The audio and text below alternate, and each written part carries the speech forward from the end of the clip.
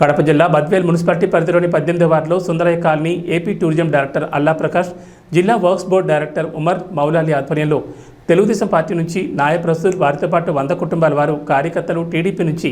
YSR Congress party తీర్థం పుచ్చుకున్నారు. Kadapa MP అభ్యర్థి YS Avinash Reddy, Badvel MLC Govinda Reddy, YCP Badvel యువ నాయకులు దేవస్థాన ఆదిత్యరెడ్డి, బద్వేల్ ఎమ్మెల్యే అభ్యర్థి దాసరి సుధా, ఎన్నికల పరిశీలకులు నిమ్మకాయల సుధాకర్ రెడ్డి, వక్ఫ్ బోర్డు చైర్మన్ దస్తగిరి, బద్వేల్ నియోజకవర్గం బూత్ కన్వీనర్ల సమన్వయకర్త రమణారెడ్డి వీరందరికీ పార్టీ కండువాలు కప్పి సాధారణంగా పార్టీలోకి ఆహ్వానించారు.